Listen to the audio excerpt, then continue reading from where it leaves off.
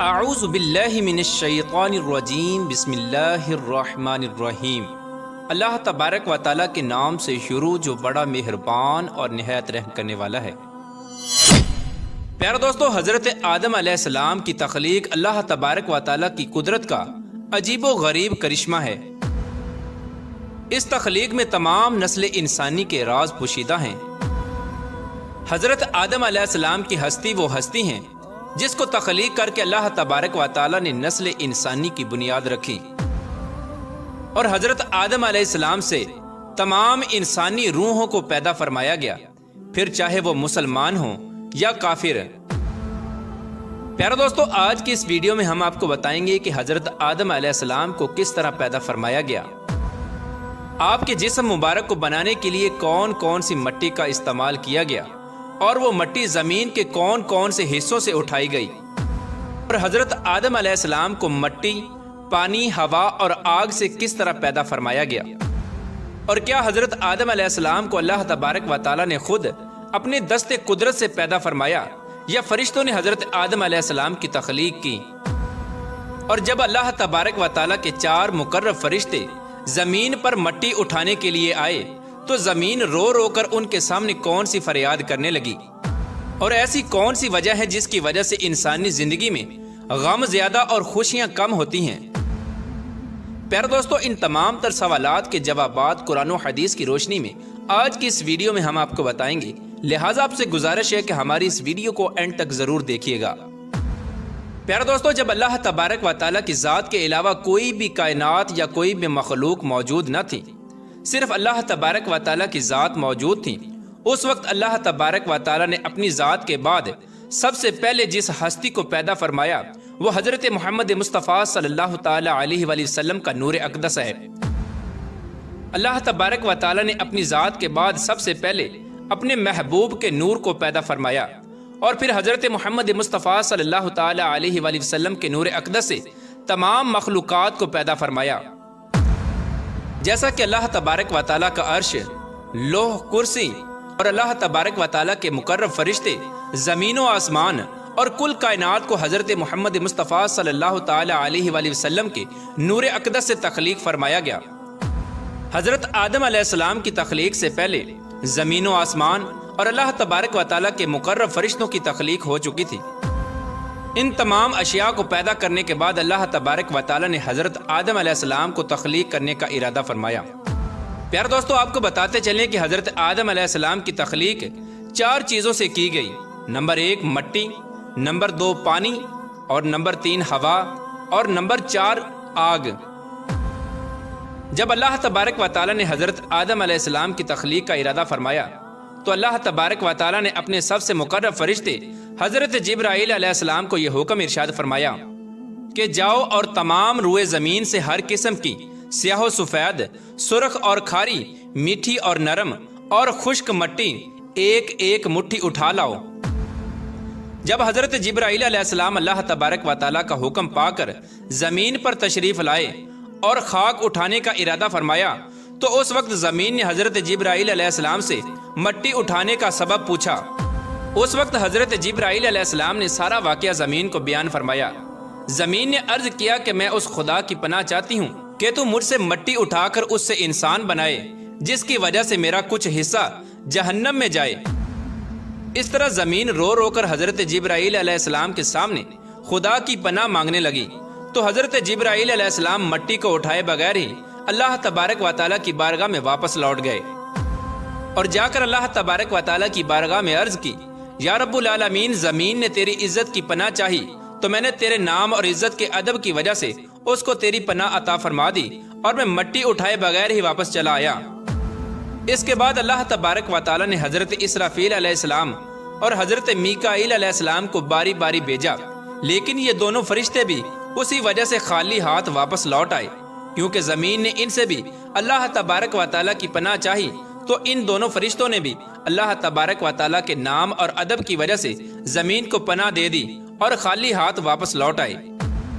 اس کے بعد پھر آخر کار اللہ تبارک و تعالیٰ نے ملک الموت علیہ السلام یعنی حضرت عزرائیل علیہ السلام کو بھیجا۔ حضرت عزرائیل علیہ السلام اللہ تبارک و تعالیٰ کے حکم کے مطابق جب زمین پر تشریف لائے تو زمین اسی طرح رونے لگی اور فریادیں کرنے لگی۔ اس وقت حضرت اسرائیل علیہ السلام زمین سے فرمانے لگے کہ تیرے رونے دھونے اور عارضی کی وجہ سے میں اپنے رب عز و جل کی نافرمانی نہیں کر سکتا، لہٰذا حضرت اسرائیل علیہ السلام زمین سے مٹی اٹھا کر اللہ تبارک و تعالیٰ کی بارگاہ میں حاضر ہو گئے۔ یہی وجہ ہے کہ اللہ تبارک و تعالیٰ نے حضرت اسرائیل علیہ السلام کو انسانوں کی جانیں نکالنے کا کام سپرد کیا اور آپ کو ملک الموت علیہ السلام کے منصب پر فائز کیا۔ پیارا دوستو، تفسیر نعیمی میں ہے کہ ملک الموت علیہ السلام نے مختلف 7 مقامات سے مٹی کو اٹھا کر مکہ معظمہ کے مقدس مقام پر جمع کیا جہاں آج کعبہ شریف ہے۔ وہ 7 مقامات جہاں سے ملک الموت علیہ السلام نے مٹی اٹھائی وہ یہ ہیں: نمبر 1 مکہ مکرمہ، نمبر 2 طائف، اور نمبر 3 بیت المقدس، اور نمبر 4 ہندوستان، اور نمبر 5 ابو قبس، اور نمبر 6 عدن، اور نمبر 7 مدینہ منورہ۔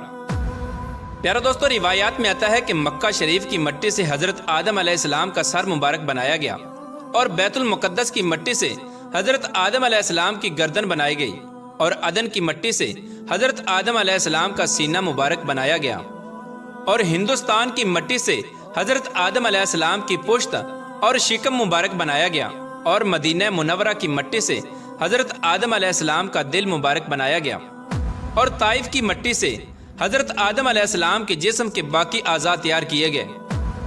پیارے دوستو، حضرت آدم علیہ السلام کی تخلیق میں جو 7 قسم کی مٹی استعمال ہوئی ان کا ذکر قرآن پاک میں کچھ یوں ملتا ہے۔ پہلی مٹی جو حضرت آدم علیہ السلام کی تخلیق میں استعمال ہوئی اس کو قرآن پاک میں تراب کہا گیا ہے، جس طرح کہ اللہ تبارک و تعالیٰ پارہ 17 سورہ حج کی آیت نمبر 5 میں ارشاد فرماتا ہے: ہم نے تمہیں خشک مٹی سے پیدا کیا۔ پیارے دوستو، تراب ایسی مٹی کو کہتے ہیں جو خشک ہو، اور دوسری مٹی جو حضرت آدم علیہ السلام کی تخلیق میں استعمال ہوئی اس کا ذکر قرآن پاک میں 3 کے لفظ سے ملتا ہے۔ 3 اس مٹی کو کہتے ہیں جو بھیگی ہوئی مٹی ہو یا نرم مٹی ہو، جس طرح کہ اللہ تبارک و تعالیٰ پارہ نمبر 23 سورہ صاد کی آیت نمبر 17 میں ارشاد فرماتا ہے: میں مٹی سے بشر بنانے والا ہوں۔ پیارے دوستو، 3 عربی زبان کا لفظ ہے جس کے لغوی معنی گیلی یا بھیگی ہوئی مٹی ہے۔ یہ مٹی جہاں بھی ہوتی ہے اس زمین کو ہرا بھرا کر دیتی ہے۔ یہ مٹی زمین کے اندرونی حصے میں ہوتی ہے، جیسے کہ ہمارے جسم کی اوپر والی جلد اور نیچے والی جلد، جس کی بدولت ہمارے جسم سے بال نکلتے ہیں۔ اور تیسری مٹی جو حضرت آدم علیہ السلام کی تخلیق میں استعمال ہوئی وہ حمائن ہے، جیسا کہ اللہ تبارک و تعالیٰ قرآن پاک کی سورہ حجر کی آیت نمبر 26 میں ارشاد فرماتا ہے: اور بے شک ہم نے انسان کو بجتی ہوئی مٹی سے بنایا جو اصل میں ایک سیاہ بدبودار گارا تھی۔ چوتھی قسم کی مٹی جو حضرت آدم علیہ السلام کی تخلیق میں استعمال ہوئی اس کو مسنون کہا جاتا ہے۔ مسنون وہ گارا ہوتا ہے جو پانی میں کئی روز رہنے کی وجہ سے بدبودار اور سیاہ ہو چکا ہو۔ پانچویں مٹی جو حضرت آدم علیہ السلام کی تخلیق میں استعمال ہوئی وہ طین العذب ہے، یعنی لیس دار مٹی، جس طرح کہ اللہ تبارک و تعالیٰ سورہ صافات کی آیت نمبر 11 میں ارشاد فرماتا ہے: بے شک ہم نے انسان کی اصل یعنی حضرت آدم علیہ السلام کو لیس دار مٹی سے پیدا فرمایا۔ اور نمبر 6 پر جس مٹی کو حضرت آدم علیہ السلام کی تخلیق میں استعمال کیا گیا اس کو قرآن پاک میں سلسال کہا گیا ہے، یعنی کھنکھناتی ہوئی مٹی، جس طرح کہ اللہ تبارک و تعالیٰ سورہ رحمان کی آیت نمبر 14 میں ارشاد فرماتا ہے: انسان کو بجتی ہوئی مٹی سے پیدا کیا گیا جیسے کہ ٹھیکری۔ اور نمبر 7 پر حضرت آدم علیہ السلام کی تخلیق میں جس مٹی کو استعمال کیا گیا اس کو فخار کہتے ہیں، یعنی پکی مٹی یا ٹھیکری مٹی۔ پیارے دوستو، اس طرح روئے زمین سے مختلف قسم کی مختلف رنگوں کی مٹی کو اٹھایا گیا اور حضرت آدم علیہ السلام کو تخلیق کیا گیا۔ اسی وجہ سے انسانوں کے رنگوں میں بھی فرق پایا جاتا ہے۔ پیارے دوستو، اس طرح جب حضرت آدم علیہ السلام کی مٹی کو جمع کر لیا گیا تو حضرت آدم علیہ السلام کی مٹی کا گارا بنانے کے لیے اللہ تبارک و تعالیٰ نے 7 قسم کے پانی کا استعمال فرمایا۔ نمبر 1 آب فرات۔ آب فرات اس پانی کو کہتے ہیں جو شیریں اور میٹھا ہو۔ اور نمبر 2 آب اجاج۔ آب اجاج اس پانی کو کہتے ہیں جو کھارا پانی ہو۔ اور نمبر 3 آب سلسبیل۔ آب سلسبیل اس پانی کو کہتے ہیں جو پاک اور شفاف اور خوشنما پانی ہو۔ اور نمبر 4 آب تسنیم۔ آب تسنیم اس پانی کو کہا جاتا ہے جو خوشبودار پانی ہو۔ اور نمبر 5 آب رحیق۔ آب رحیق اس پانی کو کہتے ہیں جو پاک نشے دار پانی ہو، جیسے کہ جنتی شراب۔ اور نمبر 6 آب کوثر۔ آب کوثر ایسا پانی ہے جس کو پیتے ہی انسان دنیا کا دکھ درد بھوک پیاس سب کچھ بھول جاتا ہے۔ جیسا کہ اللہ تبارک و تعالیٰ قرآن پاک میں ارشاد فرماتا ہے، اِنَّا أَعْطَيْنَاكَ الْكَوْثَرَ، بے شک ہم نے تمہیں کوثر عطا کیا۔ اور نمبر 7 آب رحمت۔ آب رحمت اس پانی کو کہتے ہیں جو رحمت والا پانی ہو۔ اس طرح حضرت آدم علیہ السلام کی مٹی کو جمع کرنے کے بعد ان تمام پانیوں کو شامل کر کے حضرت آدم علیہ السلام کی خمیر کی مٹی کو گوندا گیا۔ پیارے دوستو، اس طرح جب حضرت آدم علیہ السلام کا گارا تیار ہو گیا تو اس پر اللہ تبارک و تعالیٰ نے 40 روز تک بارش برسائی۔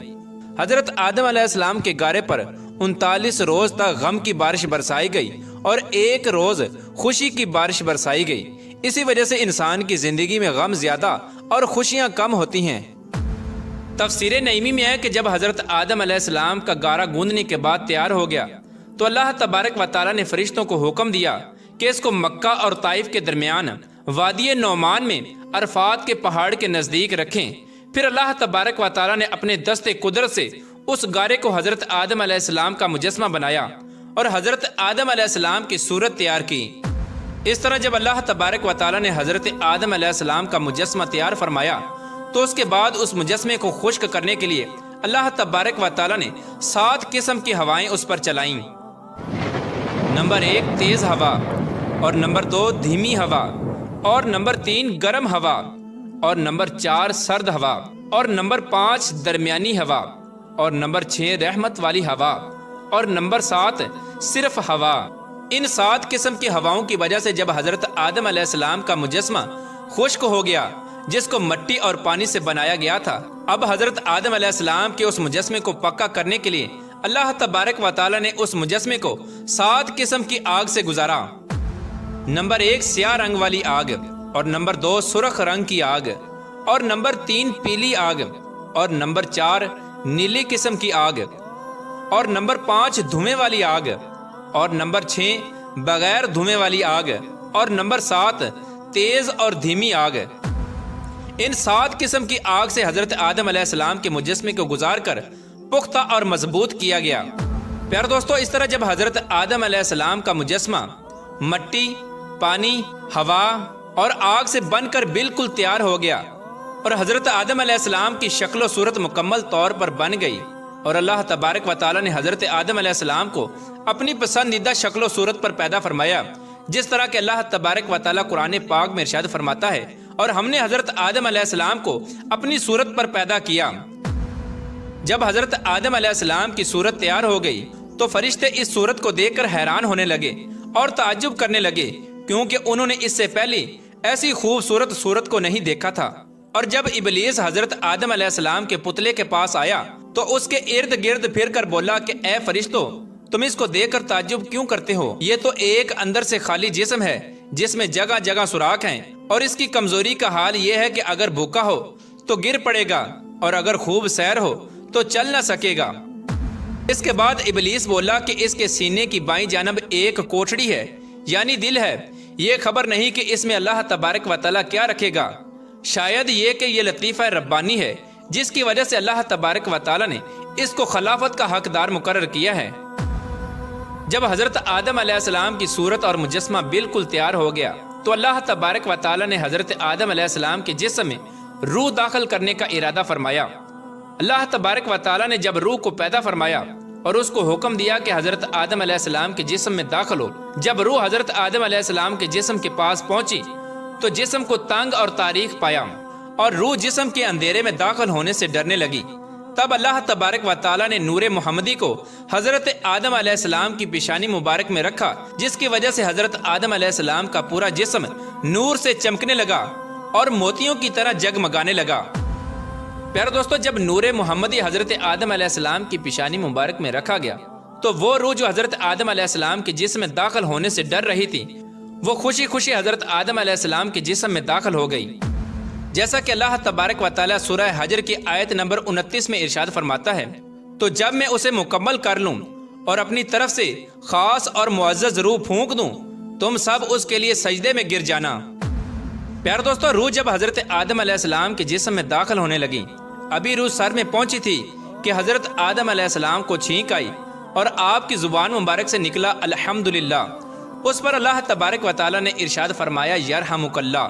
اور حضرت آدم علیہ السلام اور اللہ تبارک و تعالیٰ کی یہی سنت آج بھی زندہ ہے۔ جب روح حضرت آدم علیہ السلام کی کمر تک پہنچی تو حضرت آدم علیہ السلام نے اٹھنا چاہا مگر گر پڑے، کیونکہ نیچے کے حصے میں روح ابھی نہیں پہنچی تھی۔ اس پر اللہ تبارک و تعالیٰ نے ارشاد فرمایا کہ بے شک انسان جلد باز پیدا کیا گیا۔ اور جب روح حضرت آدم علیہ السلام کے جسم میں مکمل طور پر داخل ہو گئی اور تمام بدن میں پھیل گئی تو اللہ تبارک و تعالیٰ نے حضرت آدم علیہ السلام کو حکم فرمایا کہ فرشتوں کے پاس جاؤ اور جا کر ان کو سلام کرو اور سنو کہ وہ تمہیں کیا جواب دیتے ہیں۔ تب حضرت آدم علیہ السلام فرشتوں کے پاس تشریف لائے اور السلام علیکم فرمایا تو فرشتوں نے جواب دیا وعلیکم السلام ورحمۃ اللہ۔ اس وقت اللہ تبارک و تعالیٰ نے حضرت آدم علیہ السلام سے ارشاد فرمایا یہی الفاظ تمہارے اور تمہاری اولاد کے لیے سلام کے لیے مقرر کیے گئے۔ حضرت آدم علیہ السلام نے اللہ تبارک و تعالیٰ کی بارگاہ میں عرض کی یا رب العالمین میری اولاد کون ہے؟ تب اللہ تبارک و تعالیٰ نے حضرت آدم علیہ السلام کی پشت مبارک پر اپنا دست قدرت پھیرا۔ اس وقت تمام انسانی روحیں حضرت آدم علیہ السلام کے جسم سے باہر نکل آئیں اور حضرت آدم علیہ السلام نے ان تمام روحوں کو دیکھا۔ پیارے دوستو، اس طرح حضرت آدم علیہ السلام کی تخلیق ہوئی۔